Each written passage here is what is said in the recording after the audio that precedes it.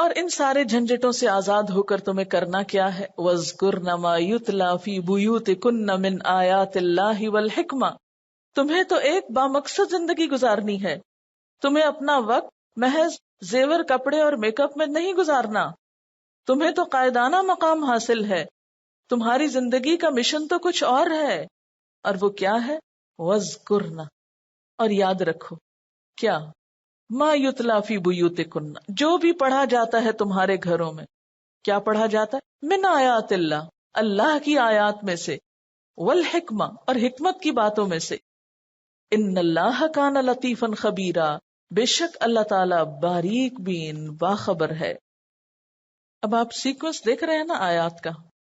پہلے ازواج مطہرات کو کس اعلیٰ مقام کی طرف توجہ دلائی کہ دیکھو اگر اچھے کام کرو گی تو بہت بڑا مرتبہ ہوگا، سب لوگوں کے مقابلے میں تمہارا مقام بلند ہوگا.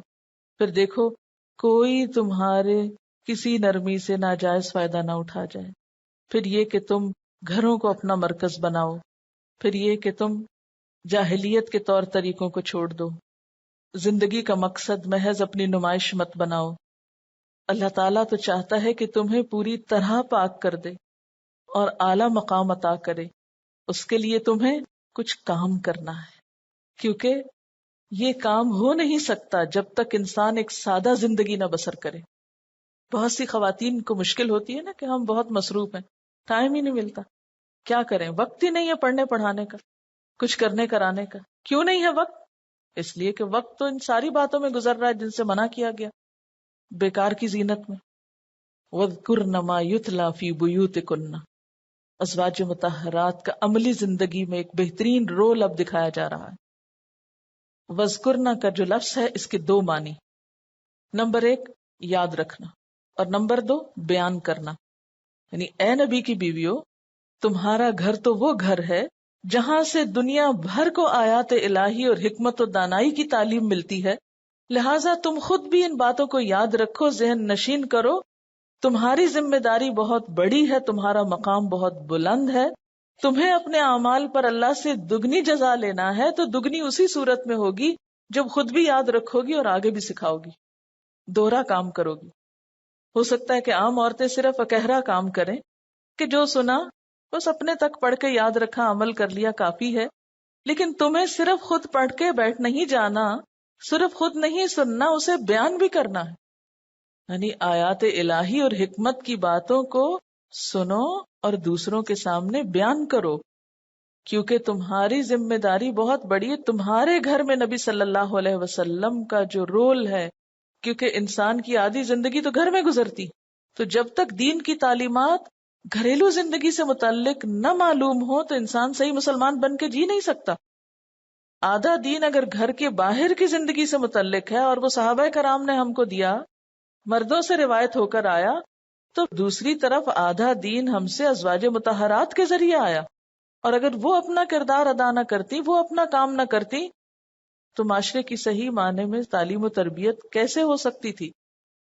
اگر ازواج مطہرات تعلیم کا کام نہ کرتی، سیکھنے سکھانے کا کام نہ کرتی، تو خاندانی امور سے متعلق بہت سے پہلو تشنہ رہ جاتے. اور ویسے بھی آپ دیکھیں کہ خود عمل کرنے کے لیے بھی وذکرنا، یاد رکھنا بات کو بڑا ضروری ہوتا ہے. اگر آپ دین کی بات پڑھیں اور ادھر بھول جائیں، عمل کے وقت کچھ نہ کریں، کیا فائدہ ہوگا؟ جو بات یاد رہے گی اس پر عمل بھی آسان ہوگا. تو وذکرنا، یاد رکھو، یعنی اس کو اچھی طرح اپنے اندر جذب کرو. اللہ نے یہ دین اسی لیے دیا کہ چاہو تو عمل کرو، چاہو تو نہ کرو، چاہو تو نیک بنو، چاہے برے بن جاؤ، اور آؤ جنت کے دروازے کھلے ہیں تمہارے لیے. کہیں کہا گیا؟ کہیں نہیں کہا گیا. اس لیے وذکرنا، یاد رکھو، بیان کرو. ازواج مطہرات تمہیں اس کام کے لیے نہیں بنایا گیا جس کی طرف منافقات تمہیں دعوت دیتی ہیں، جدھر وہ تمہیں کھینچ کے لے جانا چاہتی ہیں. تم دنیا کی زینت کے لیے نہیں بنی ہو، کیونکہ پیچھے کہا گیا تھا نا، ان کنتن تردن الحیات الدنیا وزینتها فتعالین امتعکن.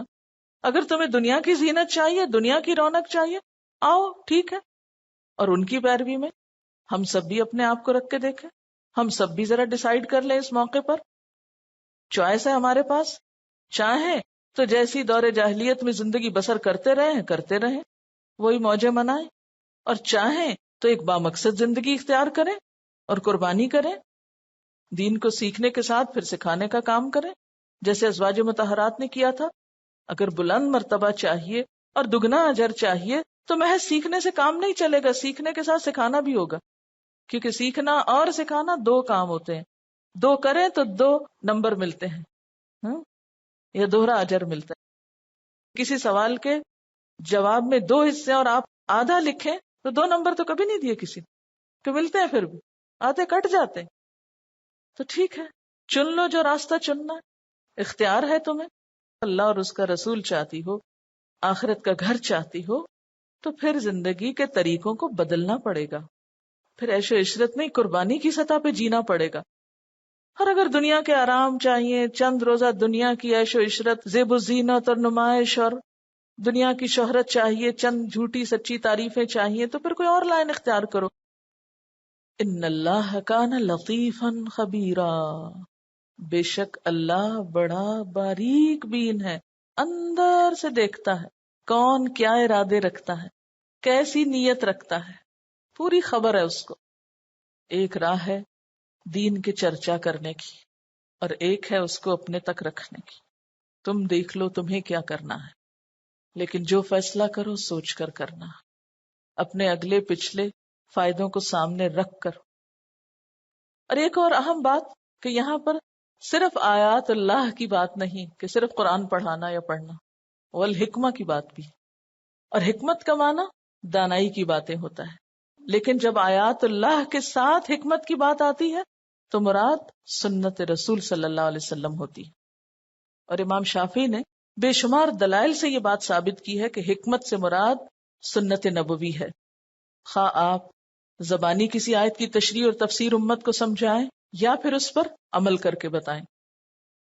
میں چند ایک مثالیں ان کی سیرت سے دوں گی کہ ازواج مطہرات نے اس حکم پر عمل کس طرح کیا۔ ازواج مطہرات اسلامی علوم کی مختلف قسموں مثلا قرات، تفسیر، حدیث، فقہ، حرام حلال اور فرائض پر کمال کا درجہ رکھتی تھی، اور ان میں سے بعض دوسروں کے مقابلے میں بہت آگے تھیں۔ حضرت عائشہ، حضرت حفصہ اور ام سلمہ رضی اللہ تعالی عنہا نے پورا قرآن مجید حفظ کر رکھا تھا۔ حضرت حفصہ پڑھی لکھی تھی۔ تفسیر میں حضرت عائشہ کو خاص کمال تھا۔ صحیح بخاری کے آخر میں ان کی تفسیر کا متعدد بے حصہ منقول ہے۔ حدیث میں ازواج مطہرات عموماً اور حضرت عائشہ اور ام سلمہ خصوصاً تمام صحابیات سے ممتاز تھی۔ محدثین نے حضرت عائشہ رضی اللہ تعالی عنہا کی روایات کی تعداد 2210 بتائی ہے۔ فقہ میں حضرت عائشہ کے فتاوی اس قدر ہیں کہ متعدد ضخیم جلدیں تیار ہو سکتی ہیں۔ فرائض میں حضرت عائشہ کی خاص مہارت تھی، بڑے بڑے صحابہ ان سے فرائض سے متعلق مسائل دریافت کرتے۔ آپ ان صحابہ میں شامل ہیں جو درجہ اجتہاد رکھتے تھے، یعنی خاتون ہو کر مجتہد تھیں۔ اس حیثیت سے وہ اس قدر بلند ہیں کہ بے تکلف ان کا نام حضرت عمر، حضرت علی، حضرت عبداللہ بن مسعود اور عبداللہ بن عباس کے ساتھ لیا جا سکتا ہے۔ وہ حضرت ابوبکر، حضرت عمر اور حضرت عثمان رضی اللہ تعالی عنہم کے زمانے میں فتوے دیا کرتی تھیں۔ حضرت عائشہ رضی اللہ تعالی عنہا کی عمر 9 سال تھی جب وہ آپ صلی اللہ علیہ وسلم کی زوجیت میں آئیں، اور جب آپ 18 برس کی ہوئی تو آپ دنیا سے رخصت ہو چکے تھے۔ تو اس سے کیا پتہ چلتا ہے کہ تقریباً 9 سال آپ کو علم حاصل کرنے کے لیے ملے، لیکن یہ علم کتنے دن تک دیتی رہی؟ 48 سال تک، یعنی آپ کی وفات کے 48 سال بعد حضرت عائشہ دنیا سے رخصت ہوئی۔ آپ کے شاگردوں کی بہت بڑی تعداد بتائی جاتی ہے، اور ان میں سے جو روایت کرنے والے تقریباً 200 ہیں۔ حضرت ام سلمہ کی 378 احادیث ہیں۔ وہ محدثین صحابہ کے تیسرے طبقے میں شامل ہیں، معتبر فقیہہ تھی، ان کے فتاوی پہ سب کا اتفاق ہے۔ حضرت عبد الرحمن بن ابی بکر، اسامہ بن سعید، مصعب بن عبداللہ، عبداللہ بن رافع جیسے اکابر صحابہ علم حدیث میں ان کے شاگرد ہیں۔ پھر حضرت عائشہ رضی اللہ تعالی عنہا کے بارے میں صحابہ کرام میں سے بھی بہت سے لوگ ان کی طرف رجوع کرتے۔ جامع ترمذی میں ہے، ہم اصحاب محمد صلی اللہ علیہ وسلم کو کبھی کوئی مشکل مسئلہ پیش نہیں آیا، لیکن حضرت عائشہ کے پاس اس کا علم موجود پایا۔ ابن سعد میں ہے، طبقات ابن سعد تاریخ کی کتاب ہے، ان سے بڑے بڑے صحابہ آ کر مسائل دریافت کیا کرتے تھے۔ مسروق تابعی قسم کھا کر کہتے تھے، ہم نے شیوخ صحابہ کو، یعنی بزرگ صحابہ کو، ان سے مسائل پوچھتے ہوئے دیکھا ہے۔ حضرت ابن عباس اور عبداللہ بن عمر وغیرہ جو فقہ اور اجتہاد میں حضرت عائشہ کے برابر تھے، وہ بھی بعض مسائل میں حضرت عائشہ سے پوچھ کر تسلی کرتے تھے۔ علم حدیث میں کثیر روایت صحابہ میں حضرت عائشہ کا نمبر 6 ہے۔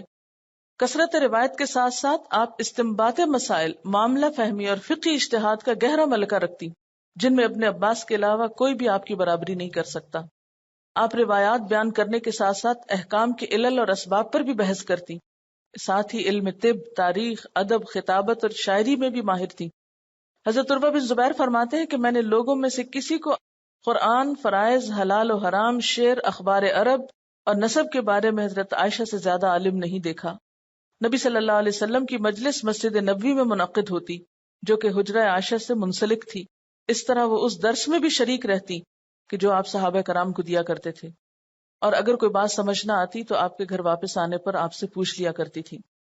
حضرت عائشہ رضی اللہ تعالی عنہا نے نبی صلی اللہ علیہ وسلم سے بہت سی باتیں یاد رکھی، اور لوگوں نے ان سے بہت زیادہ اخذ اور استفادہ کیا، حتیٰ کہ کہا جاتا ہے کہ شریعت کے 1/4 احکام ان سے منقول ہیں۔ حافظ ابن حجر نے ایک دوسرے مقام پر حضرت عائشہ سے حدیث کا استفادہ کرنے والے 88 افراد کا نام شمار کیا ہے، جن میں محدث، فقیہ، آزاد، غلام، مرد، عورتیں سب شامل ہیں۔ حضرت عائشہ رضی اللہ تعالی عنہا، ان کا معمول تھا کہ ہر سال حج کو جائیں۔ موسم حج میں حضرت عائشہ کی قیام گاہ لاکھوں مسلمانوں کے دلوں کا مرکز بن جاتی، عورتیں چاروں طرف سے گھیر لیتی، وہ امام کی صورت میں آگے آگے اور تمام عورتیں ان کے پیچھے پیچھے چلتی۔ اسی درمیان یعنی چلتے چلتے ارشاد و ہدایت کے فرائض بھی انجام پاتے تھے۔ پھر اسی طرح عورتوں کے ذریعے ان کے مردوں کو نصیحت کرواتی تھی۔ تشنگان علم جوق در جوق دور دراز ممالک سے آ کر حلقہ درس میں شریک ہوتے، مسائل پیش کرتے، اپنے شبہات کا ازالہ چاہتے۔ بعض لوگ مسائل پوچھنے میں جھجکتے تو ڈھارس بندھاتی۔ ایک صاحب ایک بات پوچھنا چاہتے تھے لیکن شرماتے تھے۔ آپ نے فرمایا، جو تم اپنی ماں سے پوچھ سکتے تھے مجھ سے بھی پوچھ سکتے ہو، اور حقیقتاً وہ اپنے شاگردوں کو ماں ہی بن کر تعلیم دیتی تھی۔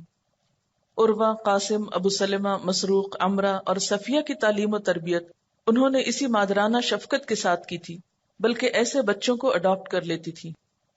وہ اپنے بعض شاگردوں کے ساتھ وہ برتاؤ کرتی تھی کہ ان کے عزیزوں کو رشک آتا۔ ان کے شاگرد بھی ویسے ہی ان کی عزت کرتے تھے۔ مسروق جو تابعی تھے، ان کو انہوں نے منہ بولا بیٹا بنایا ہوا تھا، یعنی متبنہ کر لیا تھا، اور وہ ان کا نام اس طرح لیتے تھے، الصدیقہ بنت الصدیق، حبیبۃ حبیب اللہ، المبرأ من السماء۔ کچھ ان کے عارضی طالب علم ہوتے جو کبھی کبھی حلقہ درس میں شریک ہوتے، لیکن کچھ خاندانوں کے لڑکوں اور لڑکیوں کو اور شہر کے یتیم بچوں کو اپنے آغوش تربیت میں لیتی اور ان کی تعلیم و تربیت کرتی۔ امام نخعی جو عراق کے متفق علیہ امام تھے، وہ لڑک پن میں حضرت عائشہ کی خدمت میں حاضر ہوئے تھے، اس سے ان کے دوسرے معاصرین ان پہ رشک کیا کرتے تھے۔ عمرہ بنت عبد الرحمن، یہ مشہور صحابی اسد بن زرارہ انصاری کی پوتی تھی۔ عورتوں میں حضرت عائشہ کی تعلیم و تربیت کی سب سے بہتر مثال ہے۔ محدثین ان کا نام عظمت سے لیتے ہیں۔ ابن حبان کا قول ہے، حضرت عائشہ کی حدیثوں کو سب سے زیادہ بہتر جانتی تھی۔ ابو بکر بن محمد قاسم بن عمر بن حزم قاضی مدینہ، جن کو حضرت عمر بن عبدالعزیز نے احادیث کی جمع و تحریر کا کام دیا، وہ انہی کے بھتیجے تھے، اور اسی بنا پر اس خدمت کے لیے ان کا انتخاب ہوا۔ چنانچہ اس فرمان کا ایک فقرہ یہ بھی تھا کہ عمرہ کی تمام حدیثیں لکھ کر بارگاہ خلافت میں بھیجی جائیں۔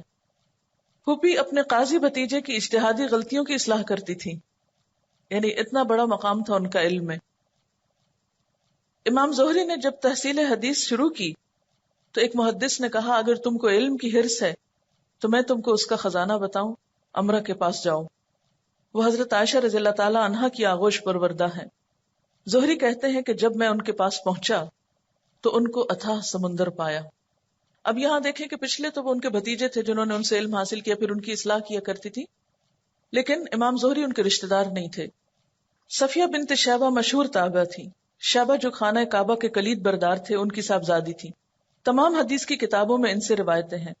ان کا ذکر احادیث میں صفیہ بنت شیبہ صاحبۃ عائشہ، یعنی شیبہ کی لڑکی صفیہ حضرت عائشہ کی مخصوص شاگرد یا حضرت عائشہ کی صحبت یافتہ۔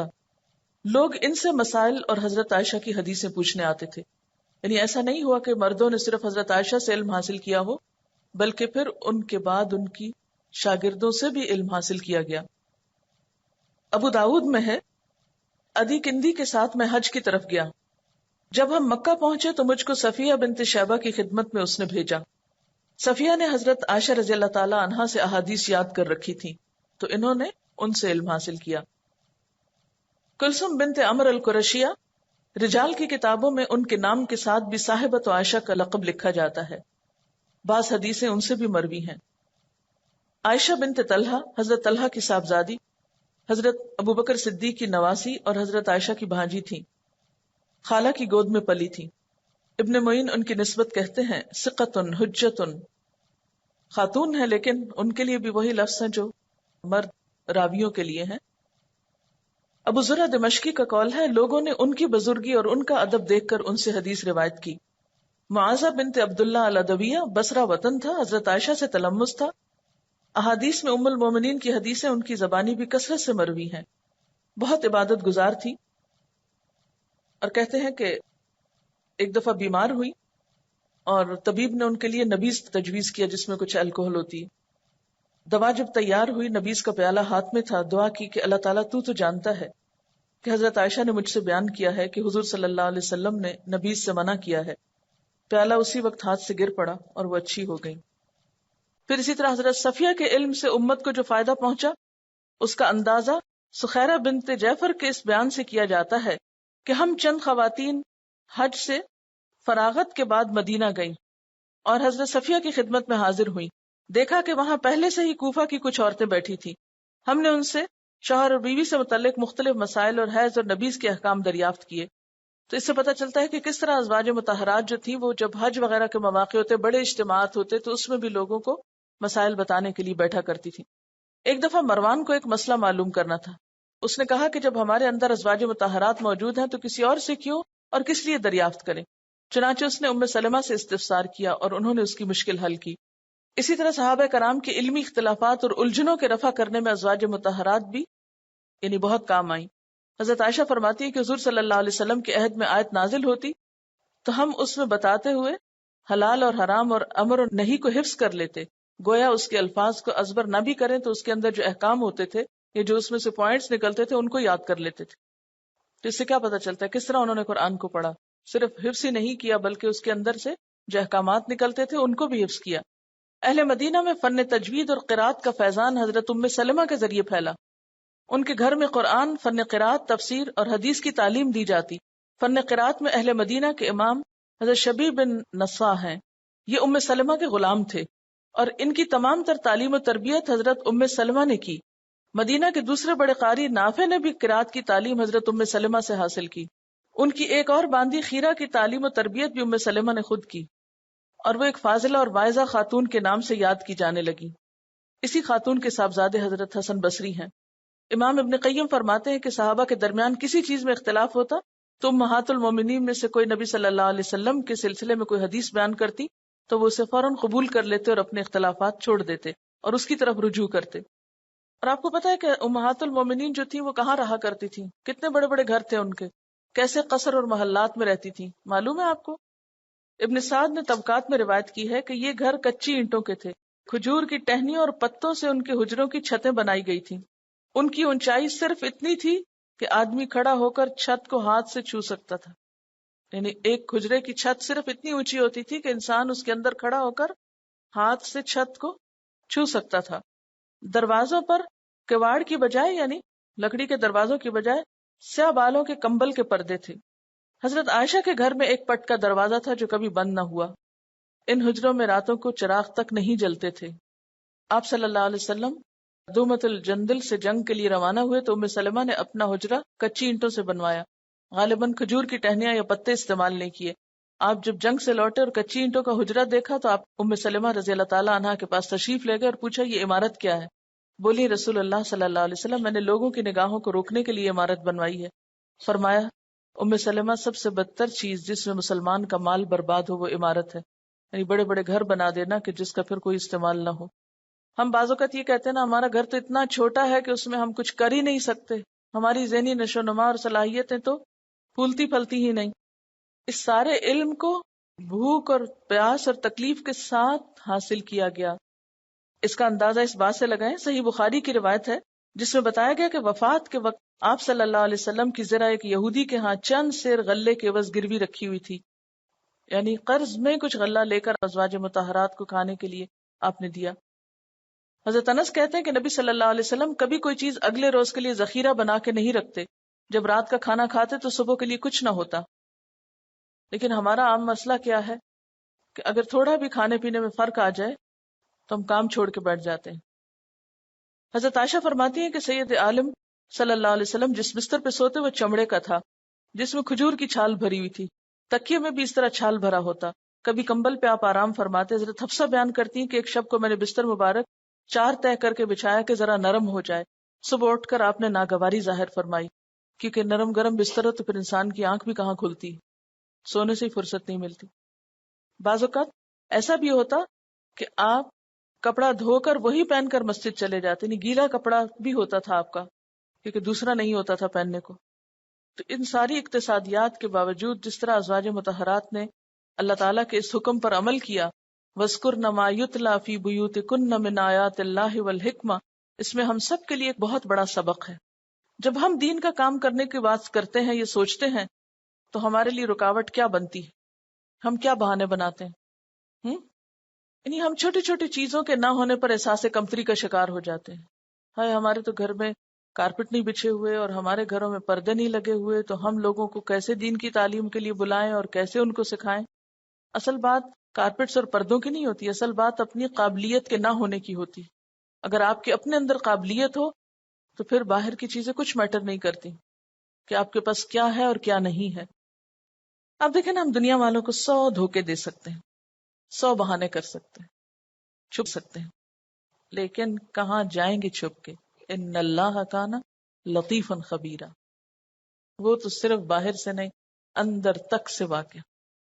اس لیے اب چند صفات دے دی گئی کہ اگر کامیابی چاہتی ہو تو ان صفات کو اپنے اندر پیدا کرو، اور یہاں پر خاص طور پر عورتوں کا ذکر الگ طور پر آیا ہے۔ وہاں ازواج مطہرات کی بات تھی تو یہاں سب خواتین کی بات ہے۔ اب حدیث میں آتا ہے حضرت ام سلمہ رضی اللہ تعالی عنہا اور بعض دیگر صحابیات نے کہا کہ کیا بات ہے، اللہ تعالیٰ ہر جگہ مردوں سے ہی خطاب فرماتا ہے، عورتوں سے نہیں؟ تو اس پر یہ آیت نازل ہوئی، یہ مسند احمد کی روایت ہے۔ تو اس میں عورتوں کی دلداری کا اہتمام کیا گیا، ورنہ تمام احکامات میں مردوں کے ساتھ عورتیں شامل ہیں، یعنی پورے قرآن میں عورتوں کا ذکر ہے لیکن مردوں کے ساتھ ساتھ، سوائے ان مخصوص احکامات کے جو صرف عورتوں کے لیے، ان میں عورتوں کو الگ طور پر خطاب کیا گیا ہے۔ تو یاد رکھیے کہ انسان ہونے کے ناطے مرد اور عورت میں کوئی فرق نہیں، مکمل ایکوالٹی، زندگی کا حق دونوں کو ہے، تعلیم کا حق دونوں کو ہے، آزادی کا حق دونوں کو ہے، عبادت میں دونوں برابر ہیں، عبادت کے اجر و ثواب میں بھی دونوں کا حصہ ہے۔ وہ آتا ہے نا قرآن پاک میں سورۃ النساء کی آیت نمبر 124، من يعمل من الصالحات من ذکر او انثى وهو مؤمن فاولئک يدخلون الجنة ولا يظلمون نقیرا، جو بھی کام کرے گا اچھے، مرد ہو یا عورت، شرط یہ کہ مومن ہو، ایسے لوگ جنت میں داخل ہوں گے اور ان پر تل برابر بھی ظلم نہ کیا جائے گا۔ تو فرمایا ان المسلمین والمسلمات والمؤمنین والمؤمنات والقانتین والقانتات والصادقین والصادقات والصابرین والصابرات والخاشعین والخاشعات والمتصدقین والمتصدقات والصائمین والصائمات والحافظین فروجہم والحافظات والذاکرین اللہ کثیرا والذاکرات اعد اللہ لہم مغفرۃ واجرا عظیما۔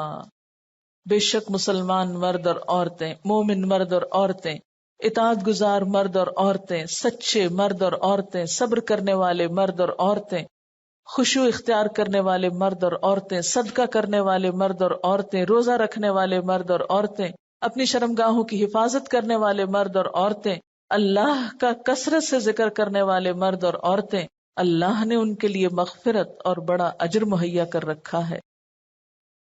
تو یہاں 10 صفات کا ذکر کیا گیا ہے جو ایک مسلمان معاشرے کے مردوں اور عورتوں میں لازمی طور پہ پائی جانی چاہیے، اور اگر غور کریں تو اسلامی اخلاق و کردار کے سارے پہلو ان میں سمٹ آئے ہیں۔ یہ اخلاق اور یہ کردار مسلمان مردوں اور عورتوں کی صفت ہونا چاہیے، ان کے کردار میں جاری و ساری ہونا چاہیے، نظر آنا چاہیے. اور اس میں سے کچھ چیزیں حقوق اللہ سے متعلق ہیں اور کچھ کا تعلق حقوق العباد سے ہے. سب سے پہلے اسلام کا ذکر کیا گیا. مسلمان ہونا اور نہ ہونا، اس میں کیا فرق ہے؟ کلمہ پڑھنے کا. گویا جو شخص اشہد ان لا الہ الا اللہ و اشہد ان محمدن عبدہ و رسولہ کہتا ہے تو وہ کیا کہلاتا ہے؟ مسلمان، دائرہ اسلام میں داخل ہو جاتا ہے. لیکن یہاں آنے کے بعد اب اسے کیا چاہیے؟ ایمان اور اس کی تصدیق. ایمان کس کو کہتے ہیں؟ دل کا یقین، زبان کا اقرار اور عمل کی تصدیق. ایمان اس وقت تک مکمل نہیں ہوتا جب تک اس میں عمل شامل نہ ہو. اسی لیے ہم دیکھتے ہیں کہ مؤمنین اور مؤمنات کے بعد قانتین اور قانتات کی بات. اور قنوت کس کو کہتے ہیں؟ دوام اطاعت کو. پیچھے ازواج مطہرات سے بھی اسی کا مطالبہ ہے. وَمَن يَقْنُتْ مِنْكُنَّ لِلَّهِ وَرَسُولِهِ. تو یہاں عام مومن مردوں اور عورتوں کے لیے بھی کیا صفت پسندیدہ ہے اطاعت کے لیے؟ قانتین والقانتات کی. یعنی وہ لوگ صرف نام کی حد تک مسلمان نہیں، صرف زبان سے ایمان کا اظہار نہیں کرتے، بلکہ عمل سے تصدیق بھی کرتے ہیں. ہر دم مانتے ہیں، ہر دم اطاعت پہ تیار رہتے ہیں. وہ اپنے قول کے سچے ہیں. والصادقین والصادقات، یعنی یہ سچائی ان کے قول و فعل میں بھی ہے، ارادے اور نیت میں بھی ہے. یعنی سچے اور راست باز لوگ، اپنے معاملات میں جھوٹ، مکر، ریاکاری اور دھوکہ دہی سے اجتناب کرنے والے. والصابرین والصابرات، صبر کا لفظ استعمال ہوتا ہے استقامت، استقلال اور جم جانے کے مفہوم میں. یعنی بڑے کمیٹڈ لوگ ہیں، کسی طرح کا خوف اور طمع ان کو ان کے مقصد سے نہیں ہٹا سکتا. والخاشعین والخاشعات، خشوع کا کیا مفہوم ہوتا ہے؟ عاجزی، انکساری، دب جانا، خاکساری اختیار کرنا. اور دل کی کیفیت عمل میں کب ڈھلتی ہے؟ جب انسان حقیقی معنوں میں اللہ کے آگے جھکتا ہے، اللہ کو بڑا مان لیتا ہے. گویا اس طرح تکبر کی نفی بھی ہو جاتی، یعنی ان کے اندر تکبر نام کو نہیں ہوتا، نہ ان کی وضاقتہ میں، نہ چال ڈھال میں، نہ لباس میں، نہ گفتگو میں، نہ سٹائل میں، نہ انداز میں، کہیں کبر و نخوت نہیں ملتی. اس کے باوجود ان کے اندر عاجزی اور انکساری کا رنگ ہوتا ہے. وہ ایک دوسرے سے عزت و احترام سے پیش آتے ہیں. یعنی ان کے انداز سے بھی خشوع جھلکتا نظر آتا ہے. صرف دل ہی کی کیفیت نہیں بلکہ عمل میں بھی جھلکتی ہے. والمتصدقین والمتصدقات، تصدق کا کیا معنی ہوتا ہے؟ صدقہ کرنا. یعنی اپنی خواہشات دبا کر حقوق العباد کا خیال رکھتے ہیں، اپنے مال میں قربانی کرتے ہیں، ایثار سے کام لیتے ہیں، اپنی ضروریات کاٹ کر دوسروں کی ضروریات پوری کرتے ہیں. اس میں زکوٰۃ ادا کرنا تو آتا ہی ہے، نفلی صدقات بھی آتے ہیں، اور اسی طرح دوسروں کے قرضے وغیرہ معاف کر دینا بھی. یعنی فرض صدقات، نفل صدقات اور پھر قرضوں کی معافی. والصائمین والصائمات، صوم کیا ہے؟ روزہ. فرضی روزوں کے علاوہ نفلی کا بھی اہتمام. والحافظین فروجہم والحافظات، اپنی شرمگاہوں کی حفاظت کرنے والے مرد اور عورتیں. حفظ فروج جو ہے انسان کی پاکیزہ شخصیت کی علامت ہے، عفت و عصمت کی علامت ہے. کیونکہ کسی بھی معاشرے کے اندر بگاڑ اور فساد اور خرابی پیدا کرنے کا آسان ترین طریقہ ہے فحاشی کو عام کرنا. تو منافقین اور منافقات کی سب سے بڑی کوشش کیا تھی؟ کہ معاشرے کے اندر سے یہ عفت و عصمت کے جذبات ختم ہو جائیں. وہ ازواج مطہرات کے اندر زیب و زینت کا شوق پیدا کریں، بناؤ سنگھار کی نمائش کا شوق پیدا کریں، اور اس سے پورا معاشرہ جو ہے وہ اس کا رخ ہی پلٹ جائے، ان کے مقاصد ہی بدل جائیں. آپ نے فرمایا تھا نا کہ بنی اسرائیل پر ہلاکت ان کی عورتوں کی وجہ سے آئی تھی جب وہ اپنی زیب و زینت میں حد سے بڑھ گئی تھی. یعنی بنی اسرائیل پہ عذاب یا مصیبت آنے کی ایک بڑی وجہ ان کی عورتوں کا بگاڑ تھا. اور یہ ایک حقیقت ہے کہ جس معاشرے کی عورت بگڑتی ہے وہاں سارا معاشرہ پھر برائی کی لپیٹ میں آ جاتا ہے. کیونکہ ایک عورت صرف خود نہیں، پورے خاندان اور پوری سوسائٹی کو متاثر کرتی، سب کو انفلوئنس کرتی. تو حافظین فروجہم والحافظات میں کیا آتا ہے کہ وہ زنا سے بھی پرہیز کرتے ہیں، عریانی اور برہنگی سے بھی پرہیز کرتے ہیں. والذاکرین اللہ کثیرا والذاکرات، اور اللہ کو کثرت سے یاد کرنے والے مرد اور عورتیں. سارے دین کی حفاظت ذکر کی کثرت سے ہو جاتی ہے. اخلاق کی حفاظت بھی کرتا ہے، عبادات کے اندر لذت بھی پیدا کرتا ہے. یعنی مسلمان مرد اور عورت کی خصوصیات میں اہم ترین خصوصیت کیا ہے کہ ہر وقت اللہ کو یاد کرتے ہیں. ان کی نمایاں علامت کیا ہے کہ وہ اللہ کو ہر موقع پہ یاد کرنے والے ہوتے ہیں. انہیں دیکھ کر اللہ کی یاد آتی ہے، وہ اللہ کی یاد سے غافل نہیں ہوتے، اللہ تعالیٰ سے ایک مضبوط تعلق رکھتے ہیں. ایک شخص نے حضور صلی اللہ علیہ وسلم سے پوچھا، یا رسول اللہ، جہاد کرنے والوں میں سب سے بڑھ کے اجر پانے والا کون ہے؟ فرمایا، جو ان میں اللہ کو سب سے زیادہ یاد کرنے والا ہو. اس نے عرض کیا، روزہ رکھنے والوں میں سب سے زیادہ اجر کون پائے گا؟ فرمایا، جو ان میں سب سے زیادہ اللہ کو یاد کرنے والا ہو، یعنی روزہ رکھ کر ذکر زیادہ کرے. پھر اس شخص نے اسی طرح نماز، زکوٰۃ، حج اور صدقہ کرنے والوں کے بارے میں پوچھا تو آپ نے ہر ایک کا یہی جواب دیا کہ جو اللہ کو سب سے زیادہ یاد کرنے والا ہو. ایسے لوگوں کے لیے اللہ تعالیٰ نے کیا تیار کیا ہے؟ اعد اللہ لہم مغفرۃ واجرا عظیما، اللہ نے ان کے لیے بخشش اور بڑے اجر کا وعدہ کیا ہے. وعدہ ہے اللہ کا. یعنی ساری خصوصیات پیدا کر لو تم تو پھر میں تمہارے لیے غفور الرحیم ہوں گا اور تمہیں اجر عظیم سے نوازوں گا. النبي قل لأزواجك إن كنتن تردن الحياة الدنيا وزينتها فتعالين أمتعكن وأسرحكن سراحا جميلا وإن كنتن تردن الله ورسوله والدار الآخرة فإن الله أعد للمحسنات منكن أجرا عظيما. يا نساء النبي من يأت منكن بفاحشة مبينة يضاعف لها العذاب ضعفين وكان ذلك على الله يسيرا. ومن يقنت منكن لله ورسوله وتعمل صالحا نؤتها أجرها مرتين وأعتدنا لها رزقا كريما. يا نساء النبي لستن كأحد من النساء إن اتقيتن فلا تخضعن بالقول فيطمع الذي في قلبه مرض وقلن قولا معروفا وقرن في بيوتكن ولا تبرجن تبرج الجاهلية الأولى وأقمن الصلاة وآتينا الزكاة وأطعن الله ورسوله إنما يريد الله ليذهب عنكم الرجس أهل البيت ويطهركم تطهيرا.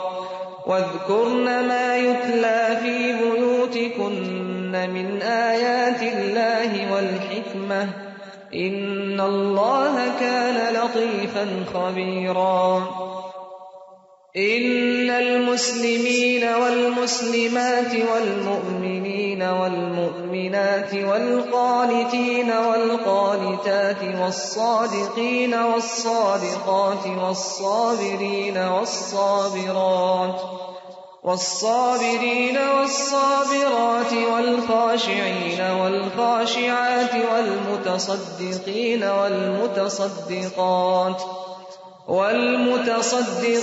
والمتصدقات والصائمين والصائمات والحافظين فروجهم والحافظات والذاكرين الله كثيرا والذاكرات أعد الله لهم مغفرة وأجرا عظيما. رول ماڈل ازواج مطہرات کو بنایا گیا، بات وہاں سے شروع کی گئی. پوری کلیئر پکچر ہو جاتی ہے، ایک لکیر کھینچ دی گئی ہے، ایک یہ لائف سٹائل ہے اور ایک یہ لائف سٹائل ہے، دونوں کا انجام فرق ہے، جو چاہتے ہو اختیار کر لو۔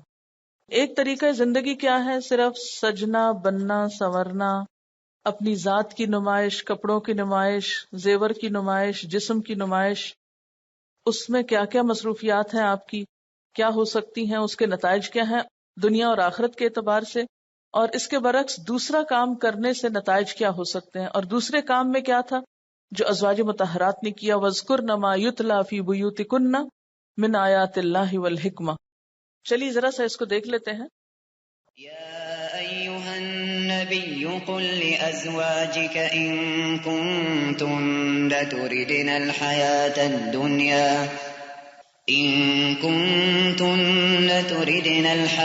الدنيا وزينتها فتعالين أمتعكن وأسرحكن سراحا جميلا وإن كنتن تردن الله ورسوله والدار الآخرة فإن الله أعد للمحسنات منكن أجرا عظيما۔ ایک راستہ ہے کہ ان کنتن تردن الحیات الدنیا وزینتها فتعالین امتعکن واسرحکن سراحا جمیلا، اور دوسرا راستہ کیا ہے؟ وَإِن كُنتُنَّ تُرِدْنَ اللَّهَ وَرَسُولَهُ وَالدَّارَ الْآخِرَةَ فَإِنَّ اللَّهَ أَعَدَّ لِلْمُحْسِنَاتِ مِنكُنَّ أَجْرًا عَظِيمًا۔ پھر دیکھیے اگلی دو آیتیں۔ يا نساء النبي من يأت منكن بفاحشة مبينة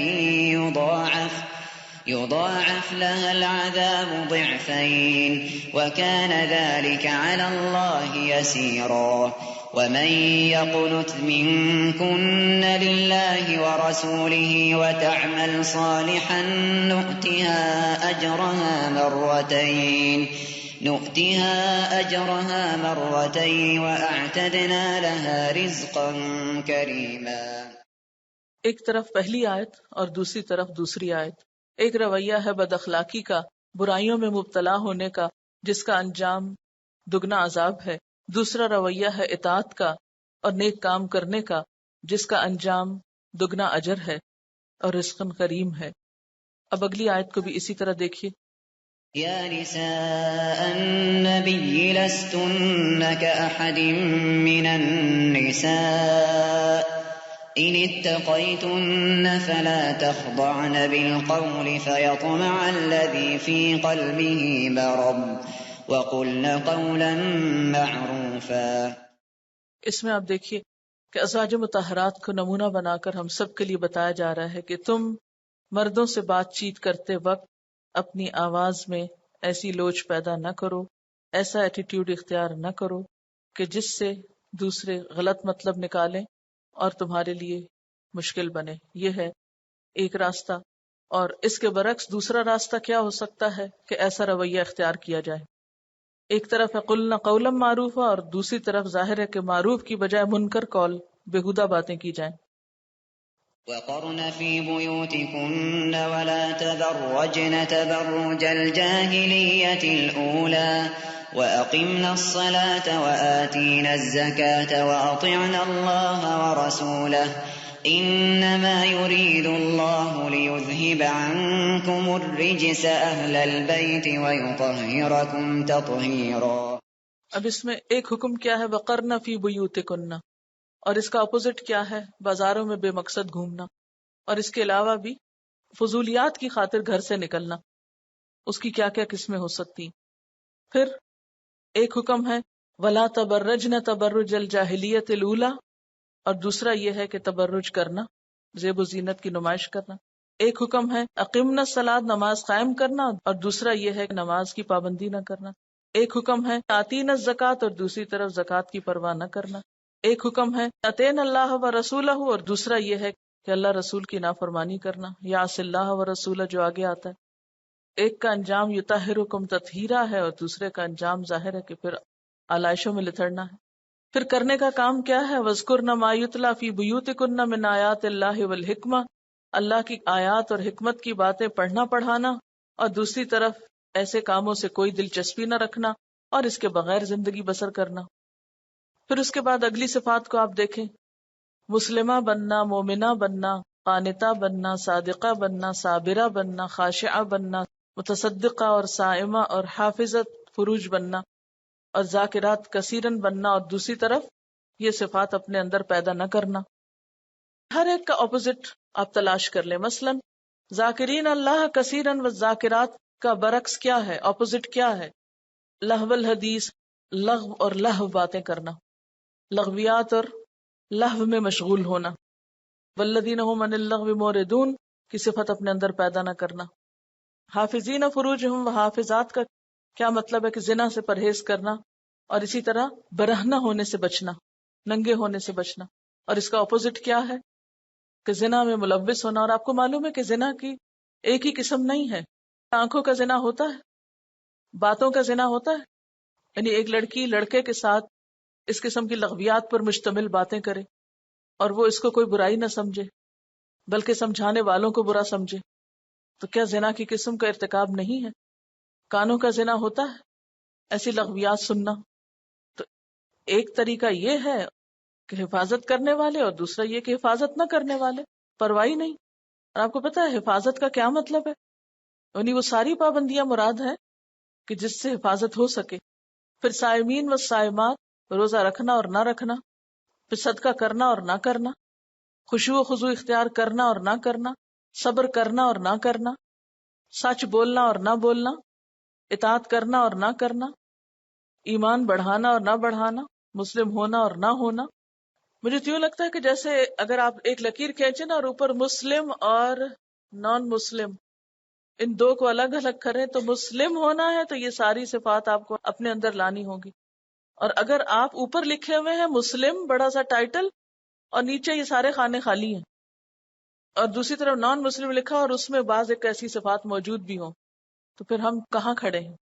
اب ایک دوسرے طریقے سے اپنے آپ کو پرکھیں کہ لکیر ڈال کے زندگی کے دو راستوں کو الگ الگ کر دیں، دونوں کو سیپریٹ کر دیں، اپنا لائف سٹائل دیکھیں آپ کس طریقے پر ہیں، اور دونوں کا انجام بھی ذرا نیچے لکھ دیں. یہ کیسے ہو سکتا ہے صفات آپ کے اندر ایک ہو اور انجام آپ کو دوسرا جہاں ملے؟ یہ تو بھول ہے ہماری. ہم تبرج کر کے، نمائش کر کے دنیا والوں سے بھی تعریفیں چاہتے ہیں، ان کی مرضی پہ جینا چاہتے ہیں، اپنی خواہشات پہ مبنی زندگی گزارنا چاہتے ہیں، اور دوسری طرف اللہ سے اجر عظیم کی توقع بھی رکھتے ہیں. یہ تو کہیں نہیں لکھا ہوا یہاں. تمام آیات کا ایک خاص پس منظر اور شان نزول ہوتا ہے، ایک کانٹیکسٹ ہوتا ہے، پھر اس کے بعد اس میں سے ہم اپنے لیے ڈیڈیوس کرتے ہیں چیزیں کہ ہم پر کہاں کہاں یہ اپلائی کرتی ہیں، ڈائریکٹلی یا انڈائریکٹلی. ورنہ تو پھر ان کا ذکر قرآن میں کرنے کی کیا ضرورت تھی؟ یہ اسی دور کی بات تھی، وہیں ہوتا، جھگڑا ختم اور بات برابر ہو جاتی. قرآن میں یہ سارا واقعہ اور قصہ لانے کی کیا ضرورت ہے؟ اور پھر یہ جو آگے صفات مسلمین مسلمات، یہ تو سب پر اپلائی کرتی ہے نا. اس میں جو اب آتی ہے قانتین اور قانتات، صادقین اور صادقات، صابرین اور صابرات، یہ کس کے لیے ہیں اور کس موقع کے لیے ہیں؟ خاشعین خاشعات کی صفات کس موقع کے لیے ہیں؟ کیا عام مسلمانوں کو یہ سب کچھ اپنے اندر ڈالنے کی، اپنانے کی ضرورت نہیں ہے؟ ازواج مطہرات کون تھی؟ ان میں سے اکثریت وہ تھی جو پہلے سے شادی شدہ تھی، یا یہ کہ وہ بیوہ تھی، یعنی میچور عورتیں تھیں. سوائے حضرت عائشہ کے باقی سب خواتین میچور خواتین تھی جو آپ کی زوجیت میں آئیں. لیکن اس کے باوجود انہیں الرٹ کیا جا رہا ہے کہ ساری میچورٹی کے باوجود محتاط رہنا، تمہیں کوئی ورغلا نہ لے. یعنی عورت زندگی کے کسی حصے میں بھی اس سے بے فکر نہیں ہو سکتی. یعنی یہ ہدایت صرف نوجوان لڑکیوں کے لیے نہیں ہے، سب کے لیے ہے. اس میں بہت اچھی بات ہی معلوم ہو رہی ہے کہ اللہ تعالیٰ خود عورتوں سے بات کر کے یہ کہہ رہے ہیں کہ تمہاری ذمہ داری ہے، تم خود یہ راستہ اختیار کرو. یہ بھی کہہ سکتے تھے سب کو بند کر دو، جیسے آپ کہیں تھی دیوار بیچ میں حائل کر دو، لیکن بات ہو یا عمل ہو، عورت خود اپنی لمٹ دیکھے اور اس پہ رک جائے، اور کوئی زبردستی اس پہ باہر سے نہیں کی جا رہی. اس کو خود یہ اویئرنیس اور ذمہ داری کا احساس اور جواب دہی کا جو ہے، یہ نہیں ہے کہ ہم تو کیا کر سکتے، ہمارے گھروں کا طریقہ یہ وہ، ہم تو عورتیں مظلوم ہیں، ہر وقت وکٹم بنی رہتی ہیں. عورتیں وکٹمز نہیں ہیں، بلکہ پوری طرح سے اسی طرح مردوں کو جیسے ان سوال جواب کیے جائیں گے اسی طرح ہم سے بھی کیے جائیں گے. صرف اللہ کے سامنے اکیلا ہی کھڑا ہونا ہے، تو پھر اکیلا ہی اپنی زندگی کو قابو میں بھی رکھنا ہے. یعنی یہ بہت خوبصورت بات ہے کہ اللہ تعالیٰ نے براہ راست خواتین سے بات کی ہے. یا نساء النبی، یعنی 2 دفعہ یا نساء النبی کہہ کے بات کی ہے، براہ راست خطاب ہے. مجھے تو یہی لگ رہا تھا کہ جیسے عورت کو ایک بہت آنر دیا جا رہا ہے. جیسے کہ اگر آپ اس وقت سوسائٹی میں دیکھیں، چاہے وہ مغربی معاشرہ ہو یا ہمارے پاکستانی معاشرے میں یا جو مسلمان معاشرے میں بھی، عورت کی حیثیت جو ہے وہ ایک شو پیس کے طور پہ ہو گئی ہے. میں نے چونکہ فیشن ڈیزائننگ کچھ عرصے تک پڑھی ہے اور فیشن ڈیزائننگ کی بھی ہے، اور ہمارے سبجیکٹ میں ایک یہ تھا کہ ہمیں ایک فیشن شو ارینج کرنا ہوتا تھا ایز اے کوریوگرافر، اور اس کے اندر ڈریسز کا انتخاب اور کیٹ واک وغیرہ کا MSc کا ہمارا ایک پروجیکٹ ہوتا تھا. تو میں یہی سوچ رہی تھی کہ یہ جو اٹریکشن اور یہ جو تبرج کا جو فیکٹر تھا، اور ڈریسز میں جو تبرج کا ایک فیکٹر نمایاں کرنا، لائک تھرو ایمبرائڈری اور پینٹنگ اور اینی تھنگ، اور آرٹس کا ایک اصول میں استعمال کیا جاتا تھا جس کو ایمفیسس کہتے ہیں، like where you want to put emphasis. تو اس میں پرٹیکولرلی وہ جو ابھی آپ بات کر رہی تھی، اور اس کے اندر ہم نے چونکہ کچھ ہسٹری پڑھی ہے اسٹائل اور فیشن کی، تو اس کے اندر وہ جو اتنے تکلیف دہ طریقے تھے وہ کچھ چیزوں کو نمایاں کرنے کے، کہ خواتین باقاعدہ لوہے کے بنے ہوئے وہ پنجرے ٹائپ کی یا کیج ٹائپ کی چیزیں استعمال کیا کرتی تھی پہلے زمانے میں. مثلا ایک زمانہ تھا بہت ہی پتلی سی کمر کا کانسیپٹ تھا اس زمانے میں خوبصورتی کا، تو وہ کرنے کے لیے وہ باقاعدہ ایک کیج ہوتا تھا کمر کے اوپر، اور کہتے ہیں کہ وہ عورتیں اتنی تکلیف میں رہتی تھیں اس کی وجہ سے، کیونکہ وہ پہن کے تو اوپر وہ ڈریس اپ ہوتی تھی، اس کی وجہ سے پھر وہ شیپ برقرار رہتی تھی، اور پھر جب وہ اس سے نکلتی تھی تو آپ سوچیں کہ ان کا حال کیا ہوتا ہوگا. تو اتنے تکلیف دے، اور کس لیے؟ صرف کہ عورت کو ایک شو پیس کے طور پہ استعمال کرنے کے لیے. لیکن یہاں پر مجھے ایسا لگ رہا ہے کہ عورت کی ایک انٹلیکچوئل جو اس کی حیثیت ہے، یا اس کی جو ایک سوچ کا پہلو ہے، یا جو برین اس کو دیا گیا ہے، یا اس کو جو صلاحیتیں دی گئی ہیں، اس کا ایک بھرپور استعمال ہے. یعنی فزیکلی تو اللہ تعالیٰ کی دین ہے کہ اللہ تعالیٰ نے اٹریکٹیو بنایا ہے، لیکن اس کے ساتھ اس کے کچھ سبسٹینس بھی ہے. تو مینلی مجھے یہ لگ رہا ہے کہ وومن آف سبسٹینس بنانے کی کوشش کی جا رہی ہے، کہ it's not a mere show piece, it's just کہ عورت جو ہے نا اس سے ایک بڑا درجہ رکھتی ہے جس کو بڑا کام کرنا ہے. اور اس میں خاص طور پر جو کام دیا گیا نا ازواج مطہرات کو، یوں لگتا ہے نا کہ کچھ چیزیں چھڑا کے کچھ آلٹرنیٹ دیا گیا ہے، یہ نہیں یہ کرنا ہے، اور وہ ساری انٹلیکچوئل ایکٹیویٹی ہے، اس سے عورت کو کوئی غرض نہیں رہی اب، اور اگر ہے بھی تو وہ نیچے ہے اور اس سے زیادہ نمائش کا پہلو عام ہے. ہمارے ہاں جب بھی عورت سے ریلیٹڈ کسی فتنے کی بات کی جاتی ہے تو سب سے بہترین سلوشن یہ ہوتا ہے کہ اس کو گھر کے اندر بند کر دیا جائے، لیکن یہاں کہا جا رہا ہے کہ عورت اگر گھر میں بیٹھی ہے تو وہ علم حاصل کرے، ورنہ ہمارے یہاں بہت ساری عورتیں گھروں میں بیٹھی ہوئی ہیں مگر جی غیبت ہاں، کر رہی یہ ہیں، بڑی سب اہم کام بات کر ہے رہے کہ ہیں۔ گھر میں بیٹھنا محض گھر میں بیٹھنا نہیں ہے، ازواج مطہرات کو گھر بٹھا کے ان کے گھروں کو مدرسہ بنایا جا رہا ہے. عموماً ہمارے ہاں جو عورتیں گھر بیٹھتی ہیں یا عورتوں کو یہ کہا جاتا ہے تم گھر رہو، تمہارا مقام گھر ہے، تو پھر ان سے محض گھر ہی کی خدمت لی جاتی، انہیں کسی اور کام کے لیے اجازت ہی نہیں ملتی. گھر بیٹھ کر پڑھنے لکھنے کا تو تصور ہی نہیں ہے. جب عورتیں تبرج نہیں کریں گی تو ان کی صلاحیتیں اور وقت اور پیسہ بچے گا، تو وہ وقت کو عبادت، صلاحیتوں کو اچھی نسل کو پروان چڑھانے میں اور مال کو اللہ کی راہ میں خوشی سے خرچ کریں گی. فوائد یہ حاصل ہوں گے، مثلاً وہ تعلیم حاصل کریں گی یا تعلیم دیں گی تو وہ ان کے لیے صدقہ جاریہ کا کام ہوگا جو کہ آخرت کو سنوارنے میں کام آئے گا. قناعت آئے گی، صبر کی صلاحیت پیدا ہوگی، سکینت نازل ہوگی، خود پرسکون رہے گی تو شوہر اور بچے اور گھر بھی پرسکون ہوگا. خود برائیوں سے بچے گی، مثلاً غیبت، فحاشی، بیکار فضول باتوں سے، اور دوسروں کو بھی بچائے گی. اس طرح خاندان جو کہ معاشرے کی اکائی ہے وہ بہتر ہوگا، پھر کنبہ، پھر محلہ، پھر شہر اور ملک. تبرج کیوں کیا جاتا ہے؟ لوگوں کو خوش کرنے کے لیے. تبرج کے نقصانات: ہر وقت غلط چیزوں میں صلاحیتیں خرچ ہوں گی، کبھی اطمینان نہ ہوگا. اور یہ حقیقت ہے کہ انسان جتنا بھی زیادہ بند سنور لے، جتنا بھی زیادہ خود کو نمایاں کر لے، جہاں 4 لوگ تعریف کرنے والے ہوتے ہیں آپ کے جسمانی حسن کی، وہاں 5ویں کا ذوق کچھ اور ہوتا ہے. پھر عام طور پر یہ بھی ہوتا ہے کہ بعض اوقات لوگ سامنے تو بڑی بڑی باتیں آپ کو کہہ رہے تھے کہ آپ بہت خوبصورت لگ رہے ہیں، آپ بہت اچھے لگ رہے ہیں، لیکن بعض اوقات دل میں بھی ساتھ جل رہے ہوتے ہیں، اور جو ہی موقع ملتا ہے وہ کہیں نہ کہیں کوئی ایسی بات بھی کر دیتے ہیں آپ کی پیٹھ پیچھے کہ وہ ساری خوشامد ایک تنقید میں بدل جاتی ہے. زیادہ پیسہ فضول چیزوں، مثلاً میک اپ، آرٹیفیشل جیولری وغیرہ میں خرچ ہوگا. نتیجتاً عورت شوہر کو حرام کمانے پہ مجبور کرے گی، کیونکہ بعض اوقات ایسی خواہشات حلال میں پوری نہیں ہو پاتی. بچوں کو صحیح وقت نہ دے گی تو وہ الگ خراب ہوں گے، آنے والی نسلیں تباہ ہوں گی.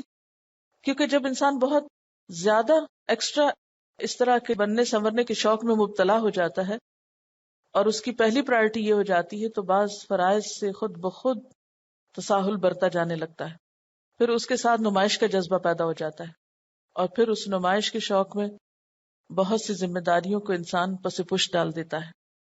ہر وقت ایک بے چینی ہوگی، کوئی خوشی نہ ہوگی، ڈپریشن ہوگا جسے دور کرنے کے لیے ڈاکٹروں کے چکر اور پیسہ الگ برباد ہوگا، مجموعی طور پر خود بھی کوئی مفید کام نہیں کر پائے گی اور اطراف کے لوگوں کو بھی پریشانی میں مبتلا کرے گی.